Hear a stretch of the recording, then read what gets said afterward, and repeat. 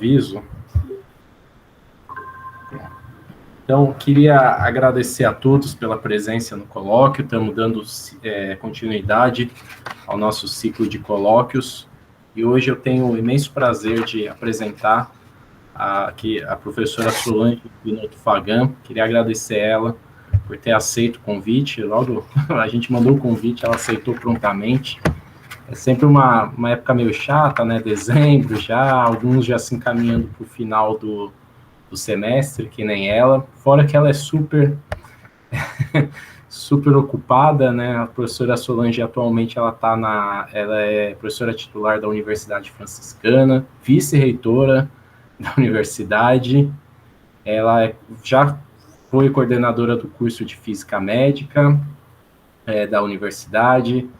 Ela tem todo o trabalho de pesquisa dela também, seja no INCT, ela é bolsista produtividade 1D do CNPq, revisora eu contei ali mais de uma dezena, né, de periódicos, já orientou também algumas dezenas de alunos, então um imenso prazer ter a professora hoje conosco. E Solange, agora é você. Vinícius, desculpa, só mais um detalhezinho aí, principalmente para as nossas, para as mulheres que estão acompanhando. Além de tudo isso que você falou, também ela foi ganhadora do Prêmio L'Oréal.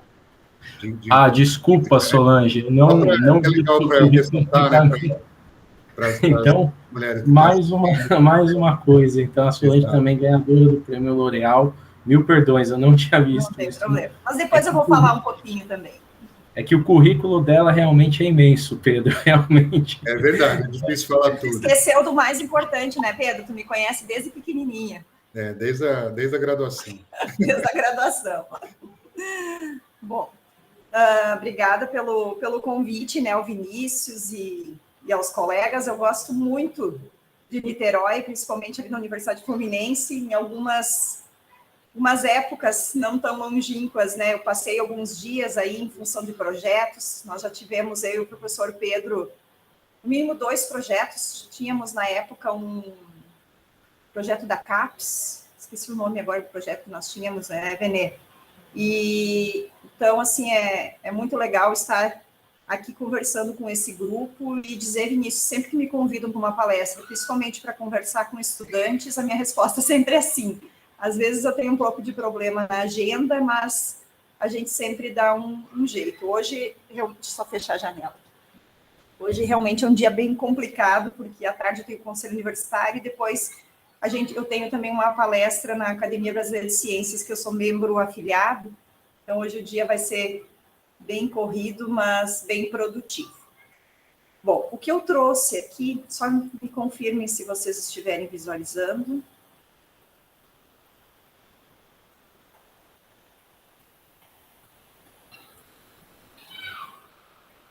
Estão visualizando? Sim. Oi? Estamos visualizando sim, Solange. Tá ótimo. Bom, então eu vou falar um pouco aqui com vocês hoje sobre alguns trabalhos que a gente tem desenvolvido no grupo, mas como é um público bastante heterogêneo, a ideia é falar um pouco de forma geral o que é possível fazer usando técnicas de simulação e onde a gente pode conectar isso com dados experimentais. E um dos focos que eu vou trazer, alguns exemplos de trabalhos que a gente tem desenvolvido, é justamente na área de absorção de moléculas e de sistemas, tanto de interesse químico como biológico, para a área ambiental. Tá? Mas antes de iniciar, eu só trouxe...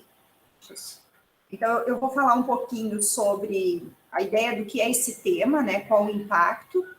Vou comentar um pouco sobre as nanoestruturas de carbono, que são alguns dos materiais que a gente trabalha hoje.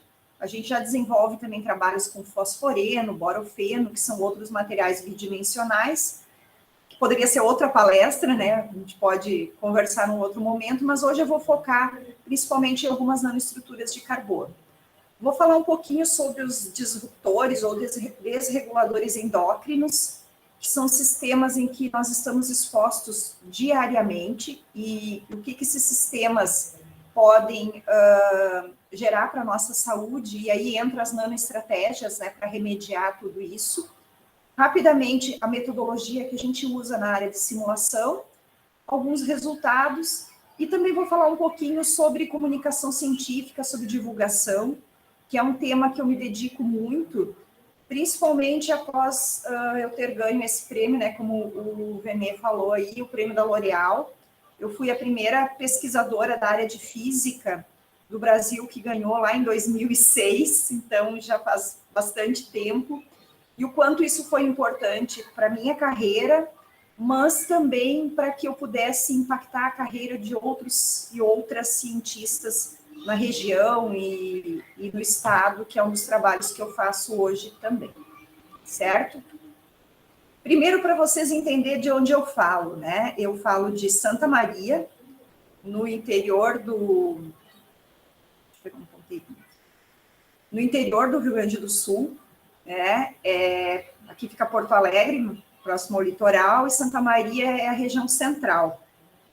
O Venê, algumas pessoas que visitaram Santa Maria também é conhecido como Santa Maria da Boca do Monte, né? Porque é uma região onde divide aqui toda essa região oeste, que é o Pampa Gaúcho, que a gente chama, e Santa Maria divisa com a parte de serra. A partir daqui, a gente está bem no pé do morro e começa a parte de serra, que sobe em direção a Passo Fundo, Caxias e toda a região serrana, e aí vai indo em direção a Santa Catarina, Paraná, São Paulo.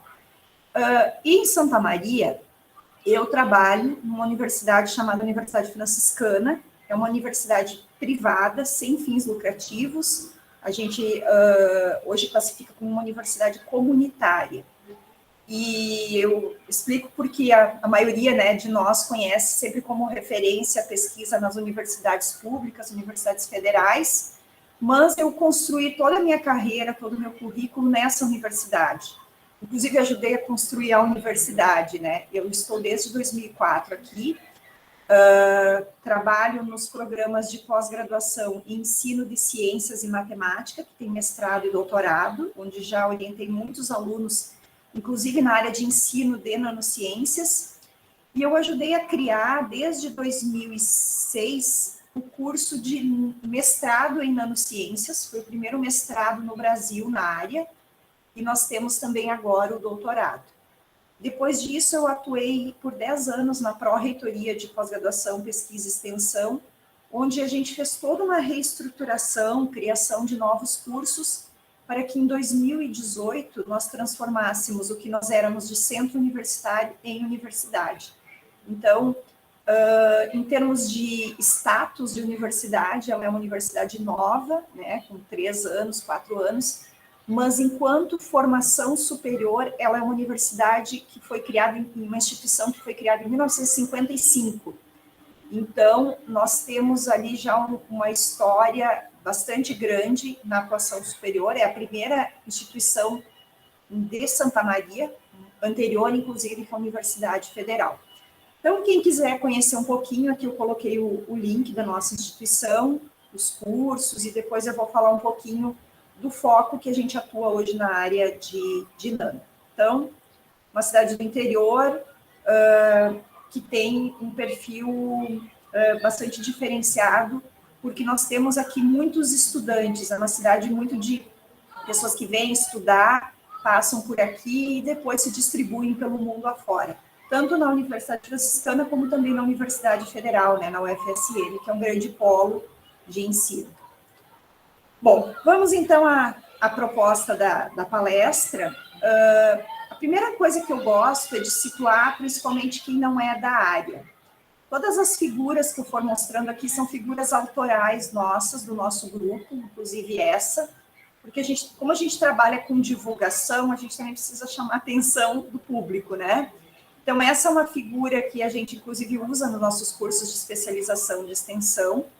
E a ideia aqui é mostrar como a gente pode relacionar as escalas, macro, micro e nano.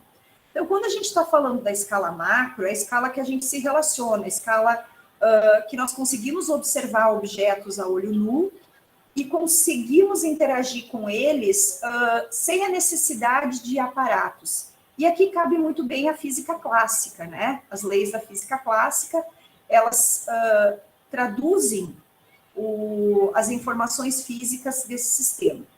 Quando a gente começa a reduzir essa escala e chegar numa escala de alguns microns, por exemplo, a gente chega no que a gente chama de escala da vida.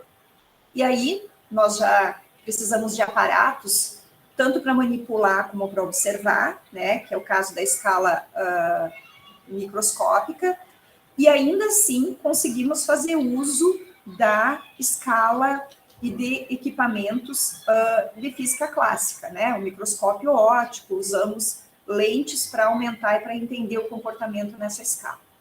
Agora, uma grande singularidade acontece quando eu passo da escala micro para a escala nano. E aqui entra uma grande aposta que a gente tem hoje, tanto em termos de pesquisa, como também em termos de tecnologia de inovação. Por quê? Porque quando eu tenho esse salto do micro para o nano, por que a gente fala em salto, em singularidade? Porque tem um grande aspecto de mudanças de propriedades. E nós, que somos da origem da física, sabemos que existem grandes diferenças quando eu estou falando numa teoria clássica, de uma teoria quântica. Esse salto do clássico para o quântico é ele que rege as informações, rege o comportamento dos átomos nessa escala e de materiais que estão nessa escala. E aqui eu não consigo mais descrever essas propriedades usando as leis clássicas da física, usando uma microscopia óptica, por exemplo. Eu preciso usar ferramentas tanto de visualização, como de manipulação, como de criação, desenvolvimento de materiais, fazendo uso de microscopias, por exemplo, eletrônicas, onde o elétron interage com o meio para dar essas propriedades, e eu preciso do que a gente mais gosta na física, eu ao menos, que sou da área, da mecânica quântica para descrever o que acontece aqui. Então, esse é o mundo que nós estamos inseridos, é um mundo muito pequeno, com propriedades singulares, com propriedades que vão impactar no micro e no macro. E por que isso é importante nesse tema que eu estou trazendo hoje? Porque a gente vai estar falando de nanomateriais, ou de poluentes, ou de sistemas biológicos que iniciam sua trajetória por serem nanométricos, mas podem gerar problemas biológicos, tanto em sistemas vivos como células, que estão lá na escala micro, e que impactam também o mundo macro. Então, esse movimento aqui é tanto de eu partir do macro e chegar nos nanomateriais, como o inverso, e como essas coisas podem se relacionar e impactar na nossa vida. Então, um exemplo disso é o que a gente chama do impacto ambiental, que a gente pode ter da nano. E quando a gente fala desse impacto, eu gosto de trazer os dois lados, né? Nós podemos ter uma nanotecnologia que vai nos auxiliar a remediar, a resolver problemas ambientais, como, por exemplo, vou falar aqui do exemplo da água, né? Tratamento de águas, a questão da agricultura, que eu posso remover poluentes lá da terra, ou eu posso desenvolver novos sistemas, principalmente bioinsumos, a partir de uma nanotecnologia verde. Posso ter nanoabsorventes, quer dizer, materiais a partir da nanotecnologia que removem do meio moléculas que geram problemas, principalmente do ponto de vista ambiental. Mas eu também posso ter, via nanotecnologia, problemas ambientais. A nanotecnologia, se não for bem analisada, estudada, ela pode criar e desenvolver materiais que geram nanotoxicidade. E esse é um tema muito próximo, principalmente quando a gente fala em produtos, em desenvolvimento de sistemas biológicos, por exemplo, ou até com o lixo que a gente produz no laboratório experimental, né? Como esse material, como essa cadeia vai impactar, por exemplo, na relação de sustentabilidade. Então, tudo isso é um ciclo onde a nanotecnologia pode ser usada para o bem, como a gente diz, né? Para essa remediação, para esse cuidado, mas ela também pode impactar negativamente.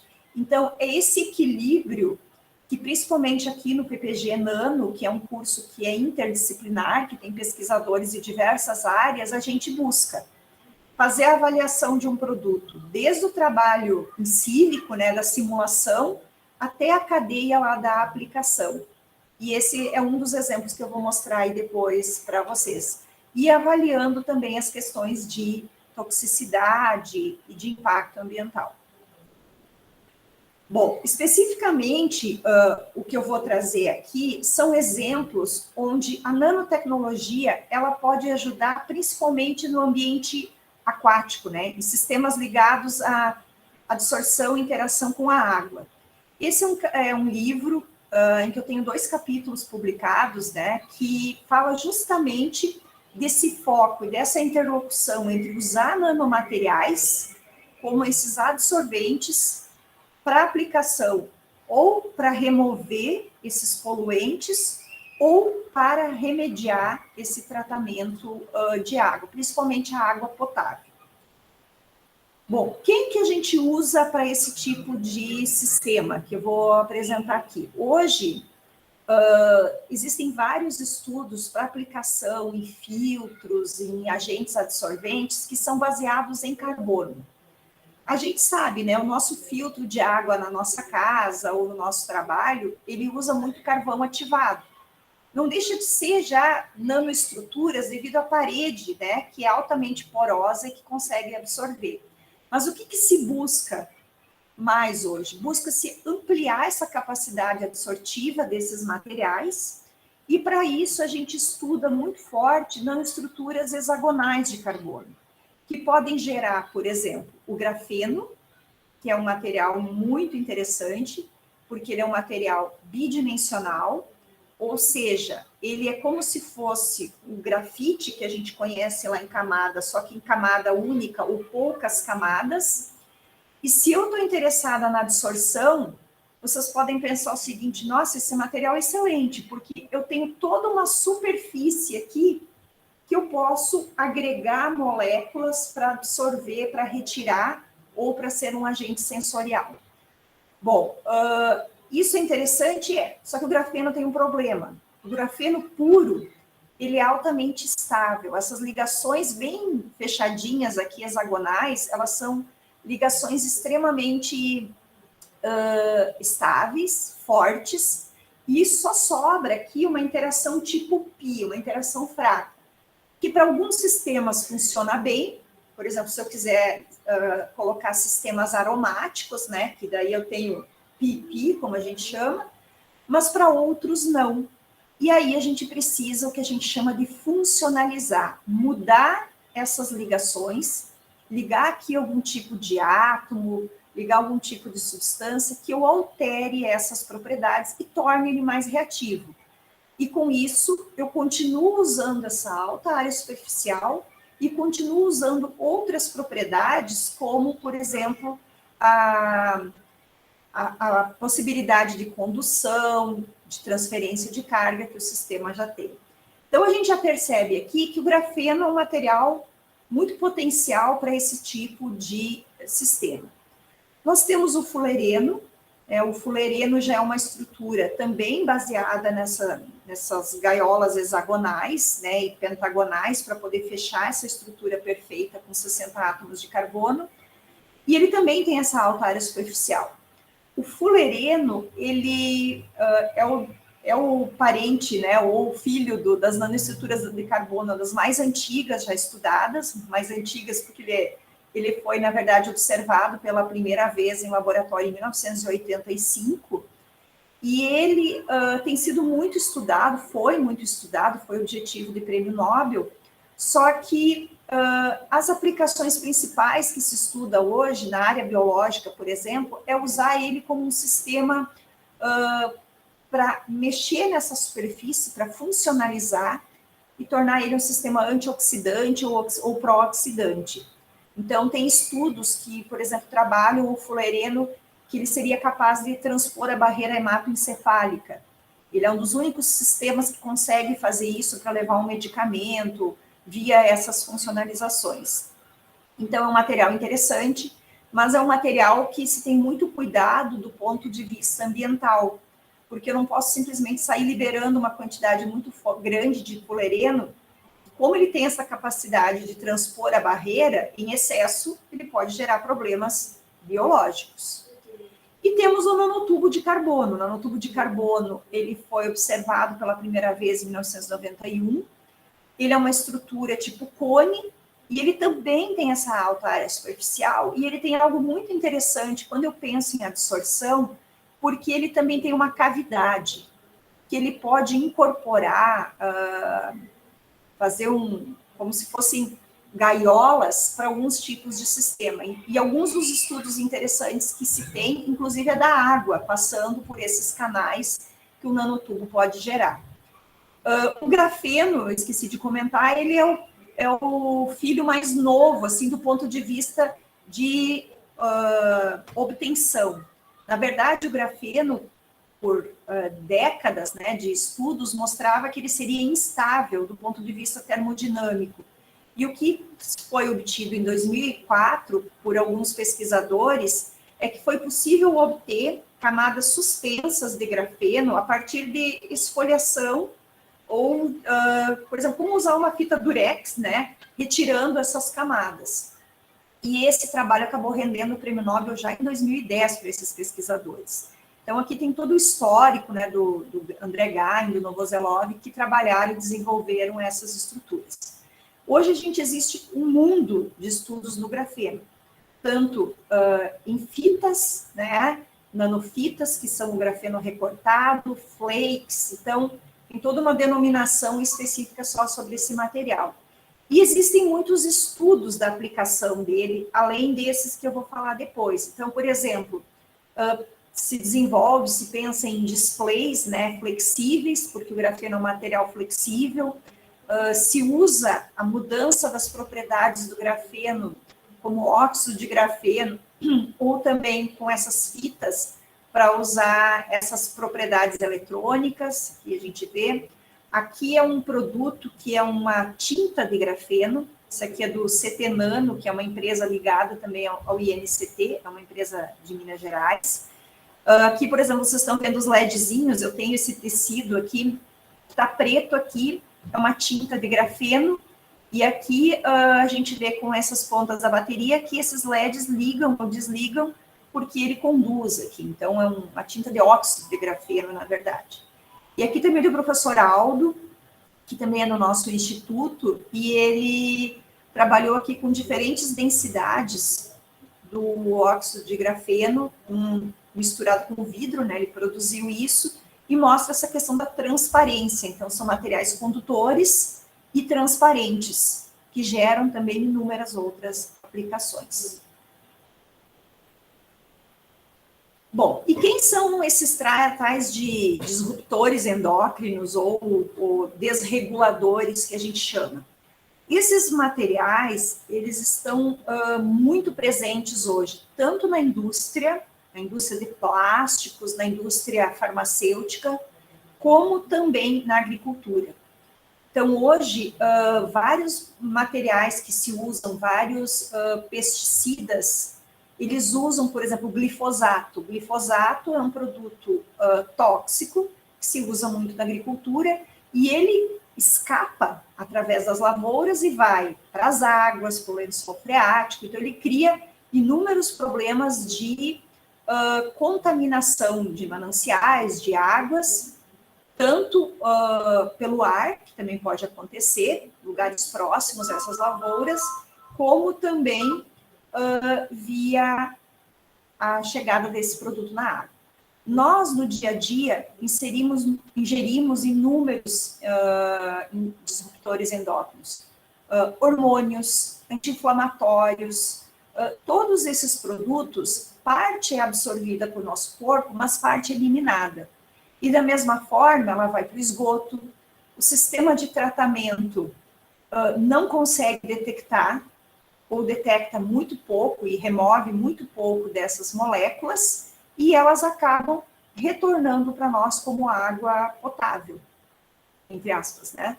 Fora os animais, que muitas vezes, quando o esgoto não é tratado, cai essa água em rios, E tem vários estudos que mostram a feminilização de machos e peixes machos, problemas que geram o desenvolvimento de animais aquáticos, e tudo isso impacta muito forte, então, na nossa qualidade de vida e cada vez mais. Então, já existem inúmeros estudos que mostram isso.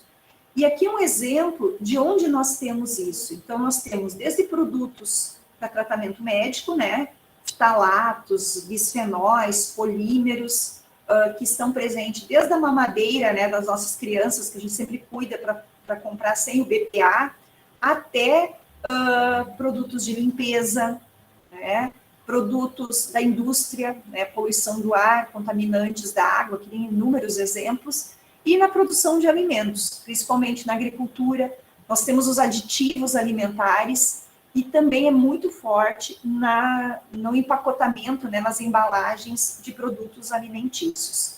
Então, percebam que nós estamos sendo bombardeados por esses tais de disruptores endócrinos. E tudo isso gera o quê? Gera uma cadeia, né, que o pessoal da área bio considera assim, que é muito impactante para o ser humano, que vai depender desde da pré-concepção e da gestação, né, do acesso que cada ser vivo tem a esses produtos, até a idade adulta. Então, a grande questão é como fazer tudo isso de uma forma balanceada. E para isso, a gente traz aqui o exemplo de que com nanomateriais, com a nanotecnologia, talvez a gente consiga reduzir em alguns desses aspectos essa inserção desses produtos, que dificilmente a gente vai conseguir retirar do mercado, mas a nanotecnologia pode ser uma alternativa para reduzir a emissão e a liberação disso para o meio ambiente. Certo até aqui? Bom, então, o que a gente faz, né? Baseado em toda essa historinha que eu contei ali dos sistemas, do nosso objetivo macro, esqueci de avisar, de comentar, a gente está criando aqui no Rio Grande do Sul uma rede, tipo um INCT, mas é uma rede gaúcha, para trabalhar nesse tema do impacto nanobiotecnologia ambiental, para trabalhar nano, tanto do ponto de vista de remediação, como também de desenvolvimento. É um projeto que a gente está elaborando, já tem mais de 50 pesquisadores, eu estou coordenando essa proposta, a gente pretende submeter isso semana que vem, mas o foco é isso, porque o Rio Grande do Sul tem um problema bastante sério ligado, né, à agricultura. Então, a gente tem a liberação muito grande de produtos químicos no meio, mas a gente tem o desenvolvimento e o estudo em várias universidades justamente dos bioinsumos, usar esses bioinsumos, que são sistemas sem tanto impacto ambiental, como substituintes desses produtos químicos pesados que a gente tem, que geram todos esses problemas. Bom, e a Solange? O que a Solange faz em tudo isso e o grupo dela de simulação? Nós trabalhamos hoje com várias interfaces, né? Alguns alunos estão aqui assistindo, a Mariana, com essa interface entre a simulação e os experimentos. Muitas vezes, as nossas simulações, para quem é da área de simulação, elas não são tão apuradas, assim, não envolvem técnicas tão lá da ponta, porque o que a gente precisa é descrever uma propriedade que o experimental está vendo ou não está entendendo. Mas, hoje a gente usa o quê? O programa Siesta, que é um programa de simulação de livre acesso, né? Não é um programa simples, não é um programa que faz uma simulação em um dia, o professor Venezuela e o grupo dele trabalham com isso, mas ele nos dá hoje informações com um nível de precisão muito bom. Eu diria que mais de 95% de precisão em relação a algumas informações que eu consigo fazer essa conexão entre teoria e experimento. E nessa simulação, o que a gente busca? Lembra que eu falei lá na Nano? O que a gente precisa lá na Nano? De ferramentas de mecânica quântica. Aqui, a gente tenta descrever as propriedades dos materiais usando a famosa mecânica quântica. A gente precisa resolver a equação de Schrödinger para quem? Para os elétrons, para os átomos, para os sistemas que eu vou estar avaliando, para os sistemas que eu quero analisar as propriedades. E com isso, a gente tem sempre alguns limites, né? Quando a gente fala em física, a gente sabe que a gente consegue chegar até um espaço, o Vinícius estava me falando que é da área de nuclear, ali é a mesma coisa, né? A gente consegue resolver alguns pontos com exatidão e outros a gente já começa a ter que usar alguns artefatos para poder explicar o que está acontecendo. E uma delas é que quando a gente usa uma simulação desse tipo, a gente não usa mais a resolução da função de onda. A gente usa a densidade eletrônica do sistema, que é o que a gente chama aqui de teoria do funcional da densidade. É como se eu, ao invés de escrever a função, eu escrevo uma densidade. Eu escrevo como se aquilo tudo tivesse dentro de um espaço misturado. Eu não tenho mais um psi, eu tenho uma densidade de psi. Com isso, eu crio ali alguns problemas que se eu conseguir resolver, se eu conseguir descrever de forma exata, a resposta é exatamente igual ao que eu teria resolvendo a equação de Schrödinger. Infelizmente, não é completamente exata, porque esses é o que a gente chama de termos de troca e correlação. É como os elétrons se enxergam dentro desse grande saco, que está tudo lá dentro, que é a troca, né, e a correlação. Então, isso a gente usa esses artefatos, usa também o pseudopotencial, que é separar os elétrons mais internos dos elétrons de valência, usa funções de base, que é para dar aquele start inicial na simulação. Então, tudo isso a gente usa dentro de um pacote. E esse pacote, ele também precisa ter algumas aproximações, porque algumas determinações, por exemplo, eu preciso dizer quem são meus átomos, como eles estão dispostos, porque a partir disso a gente vai olhar como essas estruturas interagem e vai dar essa resposta experimental ou para responder as perguntas que eu tenho interesse. Então, ele é um método de simulação, é um método que estuda as propriedades dos elétrons e dos átomos, e com isso eu consigo determinar algumas propriedades do sistema. Percebam, eu estou trabalhando lá na escala nano, estou simulando a nanoestrutura. E aqui um exemplo, né? Eu trouxe esse exemplo, que é um trabalho bem sistemático que a Laura fez, e ela usou, por exemplo, aquelas 3 nanoestruturas que eu apresentei antes do carbono. Então, a ideia aqui foi pensar, né, simular como funcionaria um nanofiltro de pentaclorofenol. Pentaclorofenol, ele é presente principalmente em pesticidas, né, usados na agricultura. E como essa molécula, vocês podem ver aqui que ela tem um anel aromático aqui, como ela interagiria com o fullereno, com o nanotubo e com o grafeno. Tanto eles puros, né, o pristine, como eles funcionalizados com grupos químicos, como o grupo carboxila, o grupo hidroxila, que são grupos químicos muito presentes hoje em dia na funcionalização.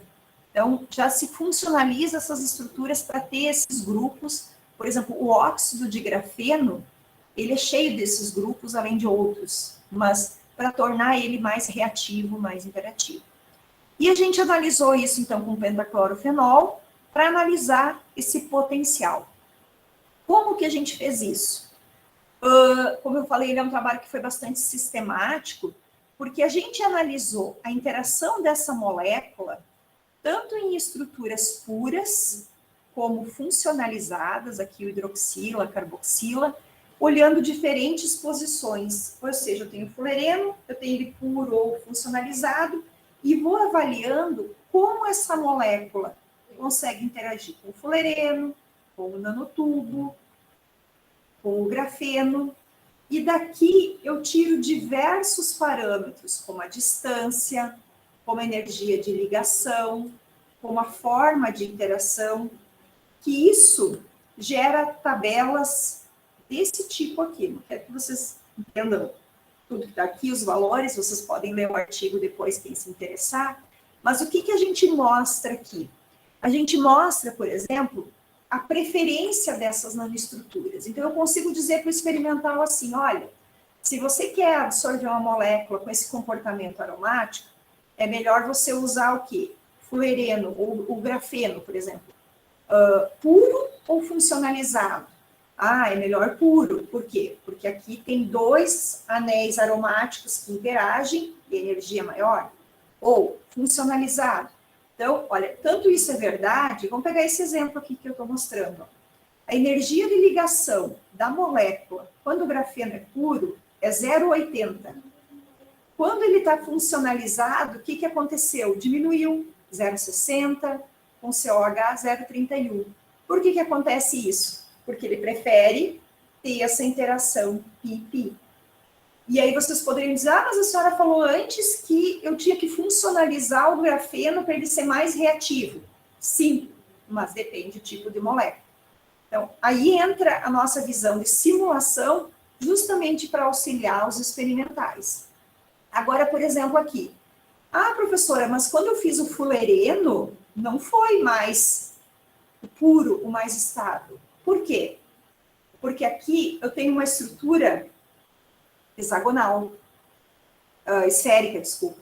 E essa estrutura esférica gera aqui pontos de mais interação. Quer dizer, eu gero ainda mais reatividade. E aqui, nesse caso, o funcionalizado foi mais estável. Então, percebam como é interessante olhar isso, e mais do que isso, a gente, lembrando, está interessado num filtro. Se eu quero produzir um filtro, eu quero que essa molécula absorva, mas eu quero que em algum momento ela vá embora, porque eu quero um filtro reutilizável.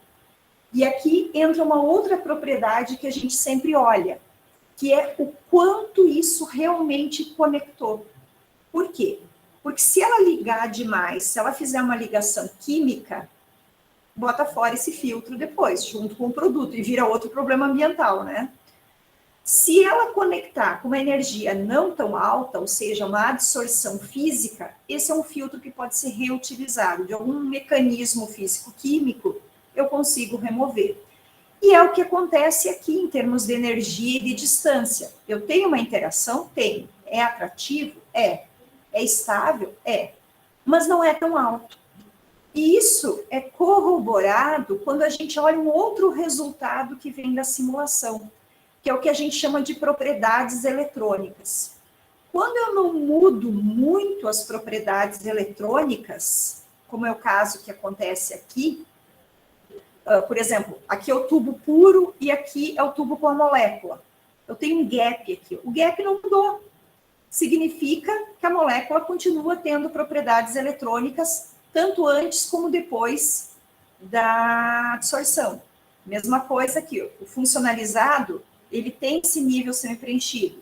Com a molécula, continuou tendo, e aqui também.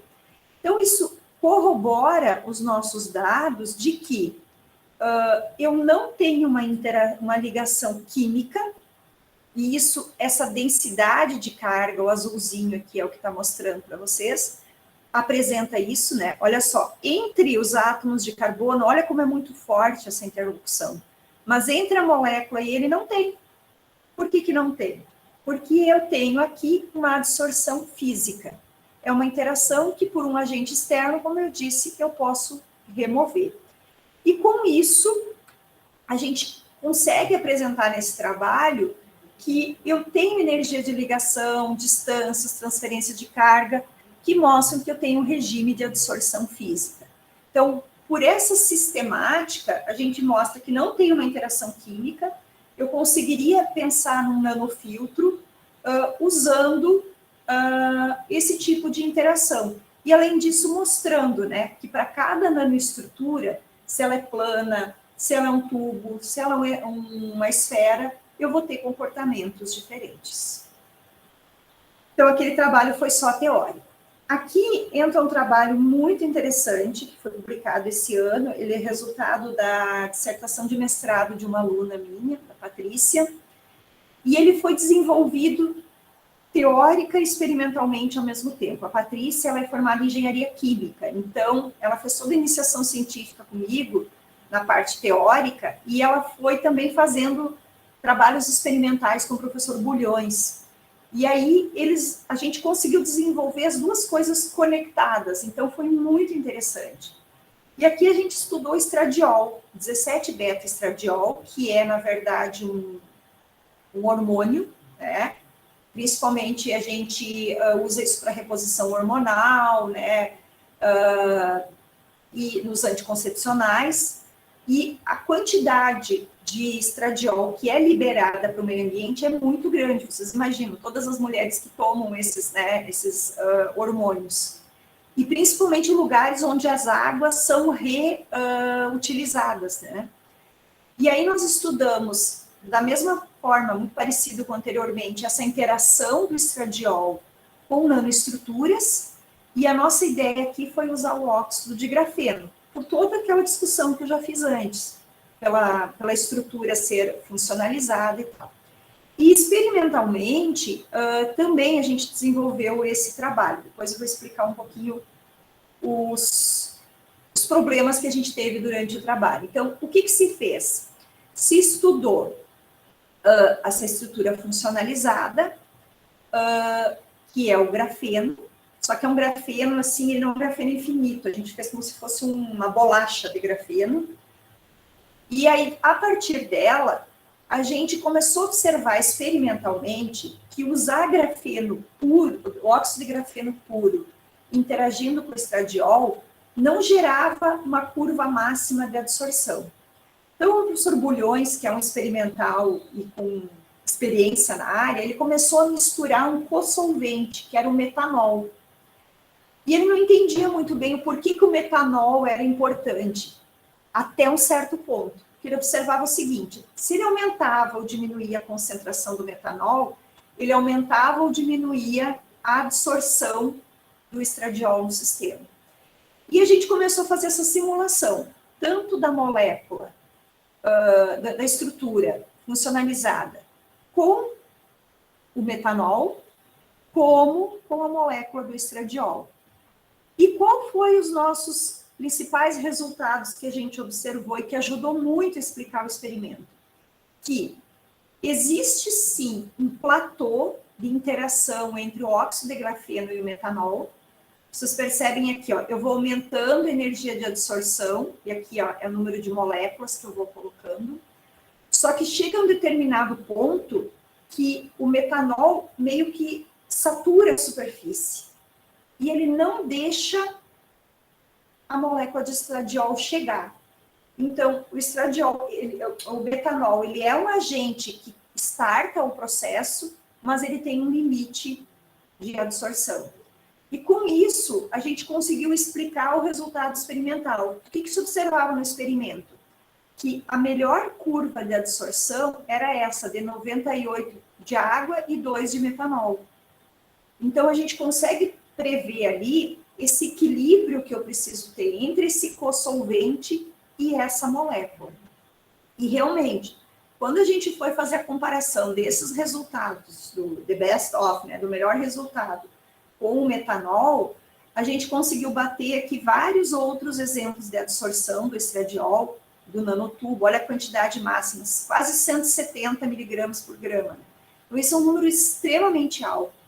Que, inclusive, olha a relação do carbono ativado, né, 21,3. A gente tem exemplos muito bons para nanoestruturas de óxido de grafeno, mas a gente consegue ainda mais com esse co-solvente do metanol. Então, a gente aqui consegue fazer essa interlocução de novo, entre teoria e experimento, mostrando o quanto é importante conectar esses dados, porque só teórico ou só experimental, talvez a gente não entendesse. Primeiro, se fosse só teórico, a gente nunca ia chegar no metanol, né? E se fosse só experimental, eles nunca iam entender o mecanismo que estava por trás dessa interação. Um outro exemplo aqui, a gente publicou também faz pouco, é com um professor da Índia que nos procurou para fazer a simulação. A ideia aqui é determinação de ftalatos, né, em amostras de água. Então, a gente fez a parte de simulação, né, a Mariana, que está assistindo aqui, participou desse trabalho, com toda a parte de simulação das estruturas. e eles tinham feito a parte experimental. E também a gente consegue conectar qualitativamente esses dados, aqui interagindo celulose, acetato de celulose com oxalatos. Aqui é um trabalho um pouco mais antigo, que a gente também faz teoria e experimento, onde a gente mostra, por exemplo, alguns corantes, né? Aqui é o vermelho de alizarina, que é um corante bastante complexo, porque ele consegue escapar para águas e ele acaba criando problemas ambientais muito pesados, assim. Até porque ele bloqueia a absorção da luz do sol, e aí gera todo um problema de fotossíntese. E então, isso, principalmente aqui na região próxima a Porto Alegre, que tem muito problema de curtumes e fábricas que trabalham com esses sistemas. Então, é um trabalho bastante importante e que hoje é muito bem citado. Assim. Aqui é um outro trabalho também que nós fizemos teoria e experimento, é com o estudo de diclofenaco de sódio, né, o famoso anti-inflamatório que a gente usa, também mostrando essa capacidade, né, que o óxido de grafeno reduzido tem nesse limite de absorção. Bom, para ter dado essa visão geral, depois nas perguntas a gente pode aprofundar, quem quiser nessa área. Agora eu vou falar um pouquinho sobre divulgação, mais uns 10 minutinhos, tá bom? Bom, um dos temas que eu tenho, né, me dedicado bastante é nessa área de comunicação científica. Tanto pela questão do prêmio, como eu falei antes, até porque as pessoas começaram a me procurar muito em função de ir para a escola, divulgar, falar do tema e tal. E a própria Academia Brasileira de Ciências, né, após o prêmio da L'Oréal, me chamou para vários eventos, para eventos internacionais, para representar o Brasil. E uma publicação que eu gosto muito de destacar foi essa. Essa é uma publicação do IANAS. IANAS é a junção de todas as academias das Américas, né? E eles produziram, em 2017 ou 2018, esse material que eles chamam, que é para inspirar outras pesquisadoras, que são um futuro brilhante das Américas, né, sobre jovens cientistas.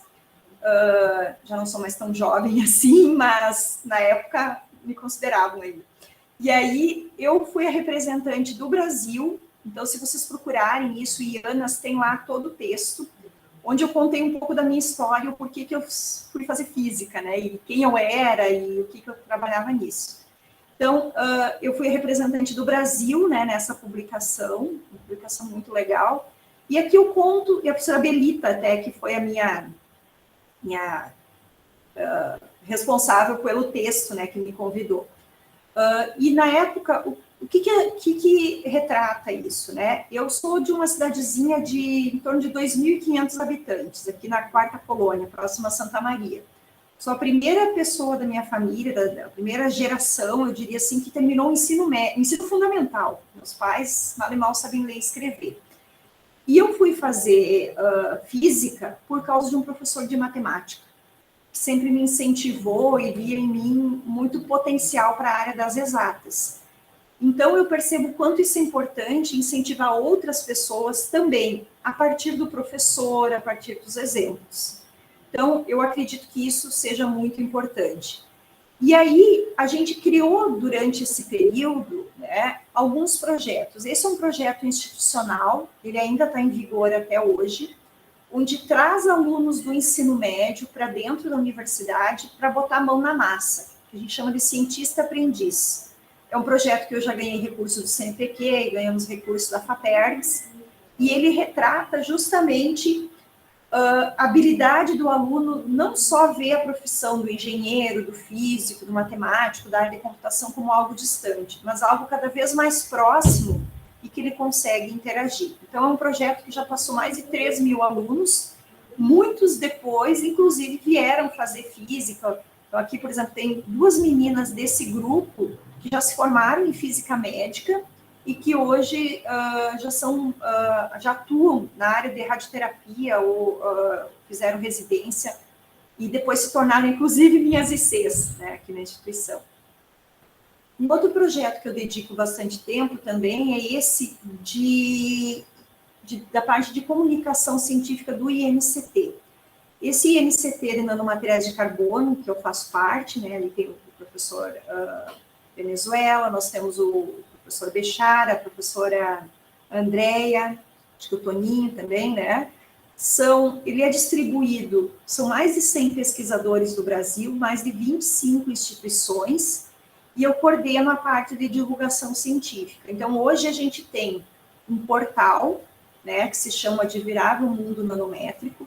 Esse mascotinho aqui que vocês viram durante toda a apresentação, ele é um mascote do nosso projeto, nós criamos, ele é o Nanum, né, nós demos o ou a Nanum, né, ele não tem sexo, e nós criamos ele a partir desse projeto, com uma bolsista, demos o nome dele, e ele, com toda essa arte, com tudo que eu fui apresentando hoje, a gente consegue fazer várias atividades, algumas estão aqui nesse site, se vocês quiserem verificar, e como, por exemplo, essa aqui, que a interação, são 3 alunos do ensino médio, bolsistas, de iniciação científica júnior, que desenvolveram uma casa nano, entre aspas, elas desenvolveram, na verdade, um estudo que gerou esses QR Codes, que está nessa casinha que a gente comprou lá da internet, e nos materiais elas colaram os QR Codes explicando o que tem de nanotecnologia, ou o que poderá ter.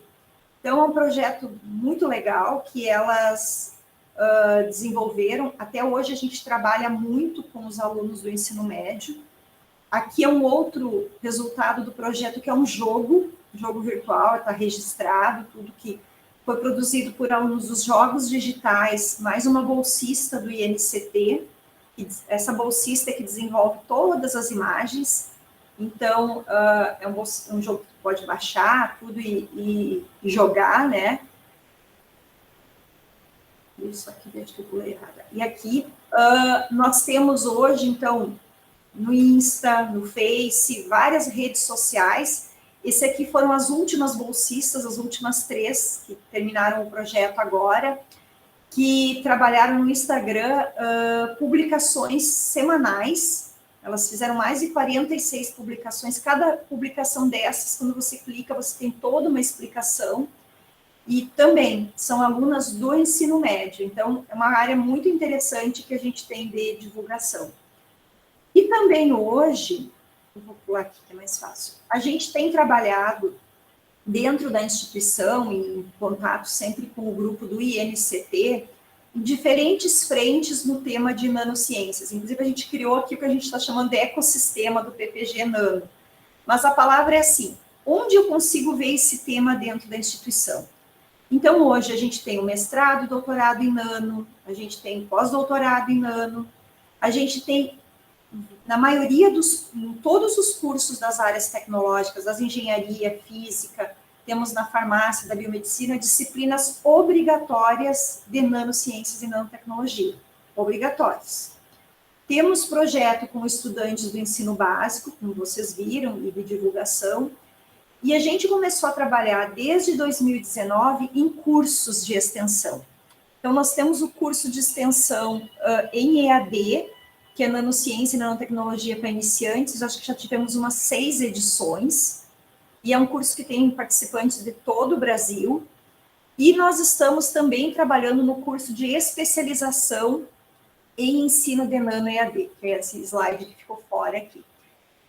O que a gente tem percebido quando a gente fala em divulgação de nano? A dificuldade, principalmente quando a gente vai numa escola, nesse ambiente mais formal, não só do aluno, mas principalmente do professor em entender o tema. E aí veio a ideia da gente começar a criar essa especialização em ensino.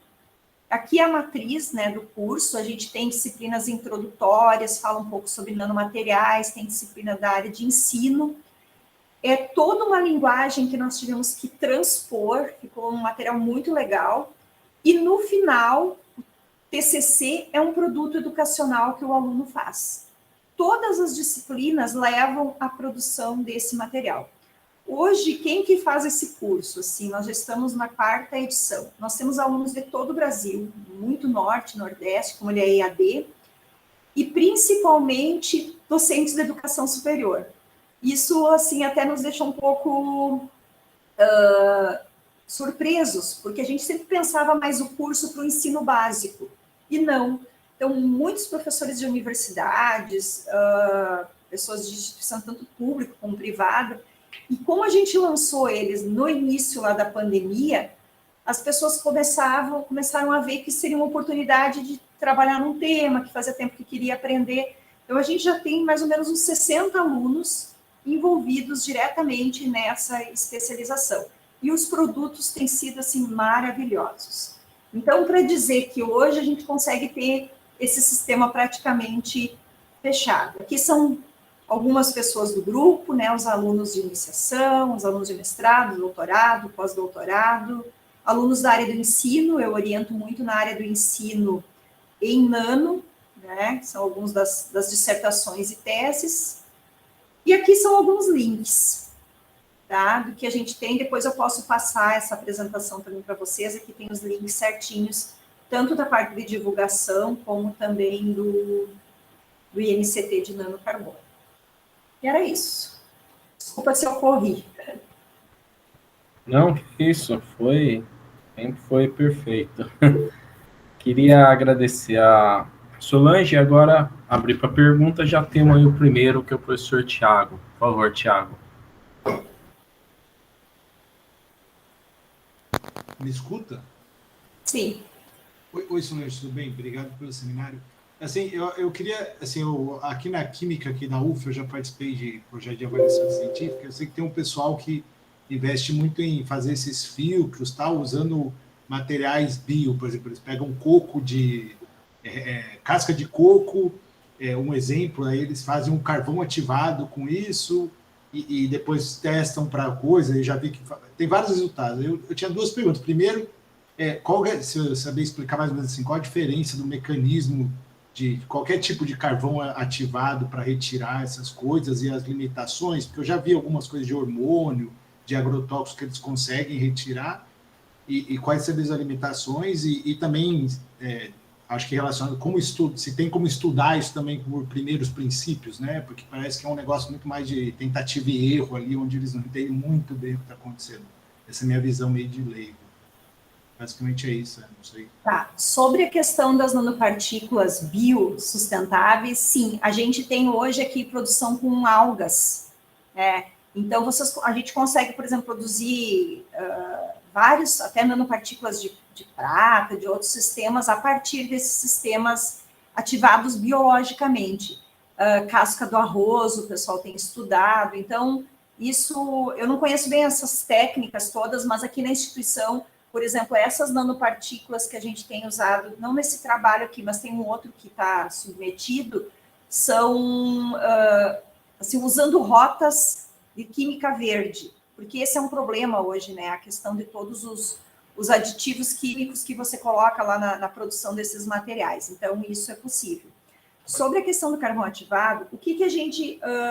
como ele é um sistema amorfo, muito complexo, muito difícil de simular isso. Mas o que a gente entende, principalmente com esses sistemas aromáticos? Uma das coisas importantes aí é que a gente consegue ter essa absorção via essas interações pi-pi, que isso potencializaria, né? Então, a gente consegue ver. Outra, um dos primeiros trabalhos que eu mostrei ali, que é o capítulo do livro, a gente tem diferentes poros que a gente gera de absorção. Então, por exemplo, o nanotubo, você pode ter tanto absorção na parede como entre os poros. Então, você consegue, de alguma forma, manipular isso e colocar essas propriedades. O carvão ativado cada carvão ativado vai ter uma estrutura, né? E como ele é amorfo, isso é muito complexo. Eu já vi um estudo num artigo até sobre essas coisas que eles falavam lá em simulação, mas eles não conseguiam, não era em nível atômico, sabe? Era uma simulação mais em termos de termodinâmica, de mostrar temperatura e tal. Mas é muito difícil tu descrever essa estrutura. Tudo bem, Thiago? Sim, obrigado. Tem mais alguma pergunta, você ou... Não sei se você saberia dizer também essa questão de vários desses compostos, né, que você falou que tem na água, assim, você conseguiria tirar ele por carvão ativado também? O pessoal diz que consegue, só que eles têm que colocar uma quantidade muito pesada de carvão. Por exemplo, aqui em Santa Maria e região, a gente tem um problema do flúor, tá? A gente tem uma quantidade muito alta, né, uma concentração muito alta de flúor no nosso lençol freático aqui. Então, quando a Corsã, que é a nossa companhia, capta essa água, ela precisa retirar, porque, assim, vamos dizer assim, a quantidade que é limite é 12 quantidades por milhão, aqui tem 120. E se ela deixar tudo isso, isso gera muito problema, inclusive dentição, pode gerar até câncer.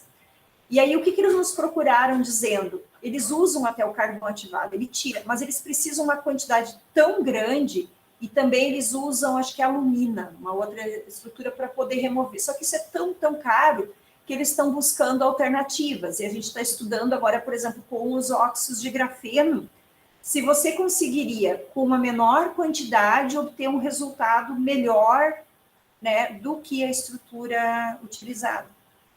Então, essa relação também de balanço entre a quantidade é um dos estudos que se faz hoje, né?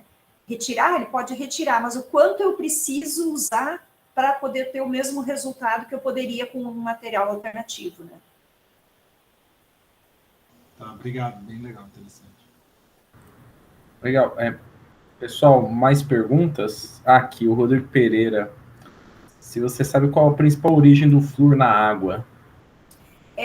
O que o pessoal da Corsã diz que é da própria, como é que se diz, das próprias rochas. Aqui são rochas que têm muito flúor, porque ela já vem do lençol, né? Ela não é um agente externo. Tanto que tem cidades aqui da região, mas indo em direção a Porto Alegre, uma cidade até onde a minha irmã mora, que a água do poço artesiano eles não podem usar, eles perfuram poços, mas eles pedem que não bebam essa água, porque ela começa a manchar todos os dentes, assim, geram problemas bem sérios.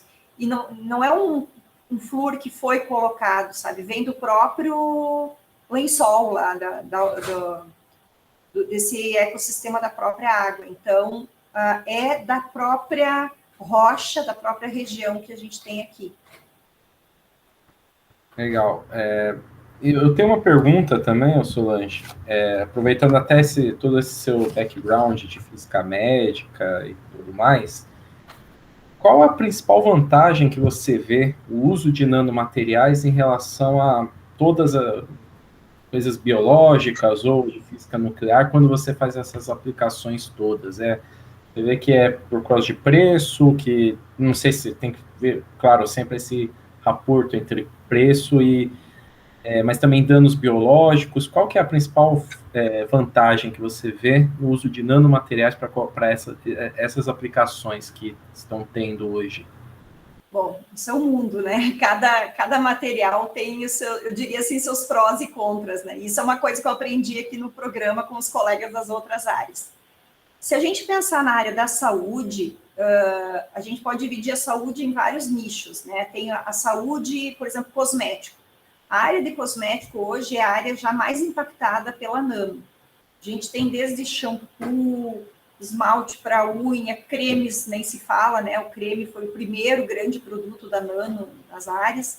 Então, assim, é um impacto muito grande e que já temos inúmeros produtos. Mas quando eu vou para a área da saúde, eu diria assim, hoje a gente já tem tratamento para câncer, as vacinas, né? A gente viu aí, vacina da Pfizer, a vacina da Moderna, sem a nano não estariam disponíveis, porque são as nanopartículas que estão lá que conseguem manter aquelas suspensões e conseguem manter, inclusive, o RNA encapsulado e ativo, né? Então, esse é um exemplo clássico que a gente tem hoje da nanotecnologia impactando na pandemia. Mas a gente tem uma área que a gente vai ouvir falar muito e cada vez mais que se chama nanoteragnóstica. É usar nanotecnologia, usar nanomateriais que conseguem ao mesmo tempo fazer o diagnóstico e o tratamento de uma doença. E aí vocês me dizem, nossa, mas isso é coisa de futuro. Não é. A gente já usa partículas para isso. Um exemplo é o tratamento da tireoide, né? A gente pode usar um material radioativo tanto para fazer a avaliação, né, como para fazer o tratamento. Mas o que se estuda muito hoje, já tem produtos, né, Se usam, por exemplo, nanopartículas magnéticas, que eu posso funcionalizar elas, levar até um determinado local, por exemplo, um câncer, e ela pode servir ou como um agente de diagnóstico, né, a partir de uma ressonância, ou como um agente de tratamento, a partir de uma hipertermia. Eu posso, com um campo magnético externo, ir trabalhando essa orientação do spin, e com isso ela aquece a região e acaba destruindo o tumor. Então, já existem, inclusive, produtos que começam a ser comercializados para essa questão da hipertermia. A gente tem um grupo muito forte nisso, que é em Brasília. O grupo do professor Paulo César de Moraes, eles trabalham muito com isso. Tem um grupo na Federal de Goiás, também lá da farmácia, que trabalha com isso, que já desenvolvem essas partículas. E também para a área de diagnóstico, né? Porque a ideia é que você consiga, com um sistema que seja altamente detectável, né? Com um sensor, por exemplo, detectar algo cada vez mais precocemente, uma doença. E a gente está falando de coisas nano, né? Se estou falando de coisas nano, eu consigo entrar, inclusive, numa célula, né? Então, claro, tudo isso envolve a segurança, os prós e os contras, mas são áreas de muito impacto que a gente tem visto e vai ver cada vez mais. Os quimioterápicos, né? A gente tem vários exemplos já de quimioterápicos que são nanovetorizados, que conseguem chegar àquele determinado órgão. Há 10, 15 anos atrás, quando se falava que alguém ia fazer uma quimioterapia, a primeira coisa vai cair o cabelo. Hoje em dia, depende da quimioterapia, porque cada vez ela é mais direcionada, e isso é graças a quem? A esses nanoencapsulamentos, essas nanopartículas que trazem toda essa tecnologia. Então, assim, só aqui eu podia falar uma manhã toda, né? Tem um mundo, assim, de aplicações que a gente estuda e desenvolve. Ah, legal. Bom, obrigado pela resposta. O Thiago levantou a mão de novo. Provavelmente tinha alguma coisa que você falou. Desculpa, eu lembrei uma coisa, desculpa perguntar de novo, assim, é que eu lembro que numa época também, né, tinha toda uma discussão sobre a segurança da nanotecnologia, né, que você ia criar substâncias que depois você não conseguiria filtrar ou acompanhar de estar no meio ambiente. Essa discussão, eu não sei, era um exagero, tem coisas hoje em dia? Tem os dois lados. Até uma palestra que eu dei semana passada, a gente acabou se estendendo bastante nesse assunto. E isso é uma das coisas que eu gosto de falar quando eu vou nas palestras, nas escolas, em ambientes assim não tão formais. Porque tudo que é tecnologia, tudo que é novo, traz seu avanço, né? Traz a potencialidade, mas também traz os riscos. A nanotecnologia não é diferente. A gente vê pela questão ambiental. Eu posso produzir uma nanopartícula que resolva todos os problemas lá de câncer e de saúde, mas se ela for jogada no meio ambiente, ela pode criar um problema de alto impacto ambiental e vice-versa. Então, existe sim, Thiago, uma grande preocupação. Hoje em dia já tentaram emplacar 2 leis de nano no Brasil, não foi adiante, até porque não tinha discussão com os pesquisadores, tinha grupos muito extremistas, assim, específicos sobre o tema, mas o que se tem hoje, que é uma coisa muito legal, se trabalha em protocolos internacionais. Então, tem um movimento chamado NanoReg, que é um movimento internacional, o Brasil faz parte, e nós temos 5 ou 6 grupos de pesquisa no Brasil que testam. A comunidade europeia, ela tem algumas regulamentações já sobre o tema. Então, por exemplo, eu vou desenvolver uma nanopartícula de lipossoma, né? Um nanolipossoma para aplicação em cosmético que a pessoa não ingere, pele. Então, já tem lá alguns protocolos. Bom, o lipossoma, a princípio, ele é biodegradável, agora. Então, ele segue uma regra e pode ir até o mercado, com testes e tal. Agora, eu quero desenvolver uma maquiagem usando nanopartícula de ouro. Bom, peraí. Nanopartícula de ouro. Qual é o impacto? Foi testada? Então, essas conexões é que esses grupos estão fazendo ao redor do mundo. E isso vai nos dar, inclusive, segurança de poder usar ou não os produtos, de poder comercializar. Porque no Brasil, né, eu brinco assim, a Anvisa, ela se omite disso. Então, o que as pessoas fazem? Tem muita gente usando coisa nano, trazendo do exterior coisa nano, importando, mas não usam o nome nano. Porque se vem com o nome nano, eles não sabem o que fazer, daí eles barram. Então, tem toda essa discussão de regulação que é muito séria, inclusive para o nosso mercado interno, né? Porque tem várias empresas que trabalham com nano e se desenvolve algo com nano e põe isso lá. Então, o que algumas empresas fazem? Eles podem comprar alguns produtos. Ah, eu não uso nano, eu uso moléculas de prata, né? Desodorante spray. Ah, desodorante tem um, acho que é o da Nivea, não sei, que usa moléculas de prata. Mas, na verdade, é nanopartícula de prata. Então, percebam como isso gera inúmeros problemas, né? Então, a questão da regulação é fundamental. É um dos temas que a gente trabalha também na especialização com os alunos, né? Para ter esse olhar, né? Dos dois lados, assim. E os alunos têm que se preocupar muito com isso, principalmente os alunos de pós-graduação, né? Que vão estar aí atuando frente a frente, nós, professores, né? Certo. Bom, mais perguntas? O Pedro, por favor, Pedro. Eu venero. Ô, Solange, sobre a funcionalização de nanotubos, né? Quando tem em geral, uma funcionalização covalente, você altera muito as propriedades eletrônicas do nanotubo. E quando você tem uma fisiosorção, você não altera, mas, por outro lado, você tem uma energia de ligação muito baixa, né? Mas tem umas técnicas, né? Acho que um dos primeiros artigos que eu vi foi da Stefanie Reich, lá de Berlim, em que ela consegue uma funcionalização covalente usando radicais nitrogênio e não altera muito as propriedades eletrônicas. Isso tem certo interesse, né? A minha pergunta é, quer dizer, vocês têm trabalhos aí no grupo com esse tipo de funcionalização covalente, mas que não altera tanto as propriedades do nanotubo? Só uma curiosidade. Dá para fazer alterando a simetria do sistema. É um pouco do que a gente fez também no trabalho do Marciano, lembra? Uhum. Porque, assim, no momento por que gera aquela mudança na propriedade eletrônica? Porque eu crio uma quebra de simetria lá no meu sistema. Então, o que se usa? Se usa o nitrogênio faz isso, alguns átomos conseguem se incorporar e voltar a ser um tubo sem essa quebra de simetria e recuperar essas propriedades. E ele consegue ficar mais reativo. Uhum. Então, tem alguns estudos. A gente está fazendo isso com fosforeno. Fosforeno é interessante porque, como ele não é uma estrutura planinha, assim, ele é um degrauzinho, né? Algumas funcionalizações que a gente coloca ali, ele incorpora e ele volta a ter a propriedade eletrônica. Então, inclusive, acho que o OH, ele incorpora. Eu tenho que olhar lá o trabalho do Christian, mas eu acho que o OH, ele consegue incorporar. Então, você consegue deixar ele mais reativo e ele mantém a propriedade. Então, isso é bem interessante, bem legal. Depois eu te mando um e-mail, tá? Para você me passar essas referências, por favor. Tá, eu vou ver ali. Acho que é o trabalho do Christian, que defendeu ontem até, que ele fez um pouco isso. Legal. Legal. Mais perguntas, pessoal?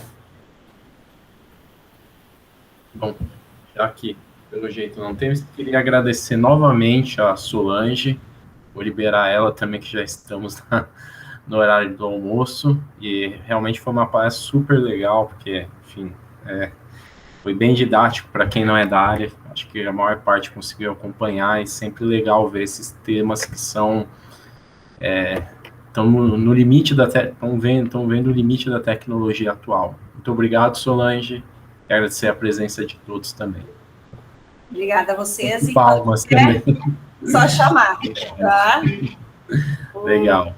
Tá? Tem meu contato. Qualquer coisa, estamos aí. Se quiser também minha apresentação, posso mandar depois, tá, Vinícius? Opa, sim.